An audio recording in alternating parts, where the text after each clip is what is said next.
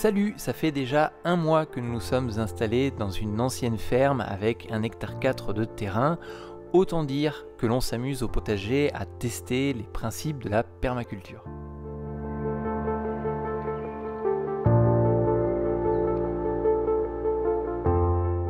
Dans cette vidéo, nous allons te raconter comment nous imaginons aménager ce terrain. Tu peux aussi participer à ce projet en donnant ton avis dans les commentaires. Tes conseils sont les bienvenus et on sera surtout ravis de pouvoir te lire.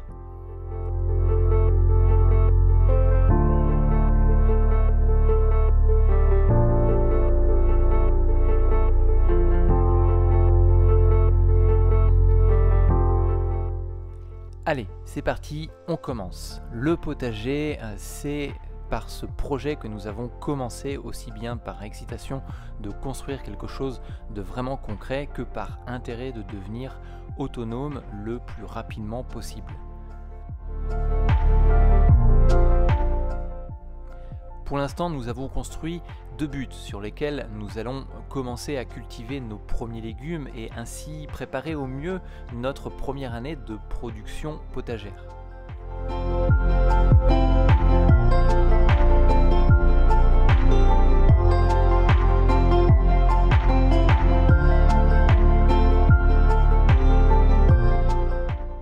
Ce qu'il faut savoir, c'est qu'avant d'arriver, nous avions déjà 2 poules.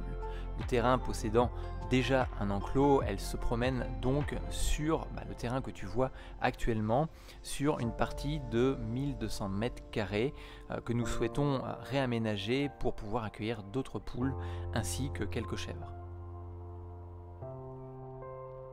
Et juste à côté, nous souhaitons tout simplement faire profiter aux animaux d'une petite forêt comestible et peut-être cueillir quelques fruits pour notre consommation personnelle. Et ce que l'on souhaite faire, c'est une forêt comestible sur, là ici tu as les étiers, donc tu as une partie d'eau là, tu as quelques saules tortueux ici, et ce qu'on veut c'est à peu près emmener la forêt comestible entre guillemets jusqu'à cet endroit là, donc avoir toute cette zone là de forêt comestible. Donc là on a du châtaignier, on a du noisetier, on a un figuier à planter, on va voir ce que ça va donner, et l'idée c'est que en fin de compte tu vas avoir le poulailler juste ici, à cet endroit là, qui va arriver, donc dans un premier temps on va protéger quand même la forêt comestible de façon à ce que les poules ne viennent pas tout saccager, mais par la suite on fera en sorte que les poules puissent se promener aussi dans cette forêt là.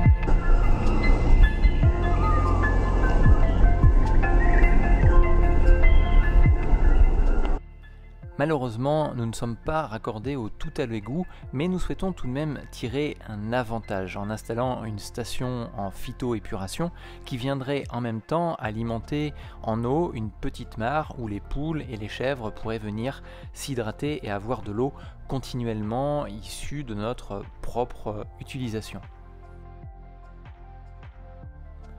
Il faut savoir que nous sommes face à la mer. Le voisinage nous expliquait que les vents soufflaient fort à l'automne. C'est pourquoi nous allons créer une autre petite forêt, ou tout du moins une grande haie, afin de se créer un microclimat, disons, un peu plus clément. Et au bout de cette bande de terre, accueillir quelques ruches d'abeilles butineuses qui viendraient se régaler dans notre jardin.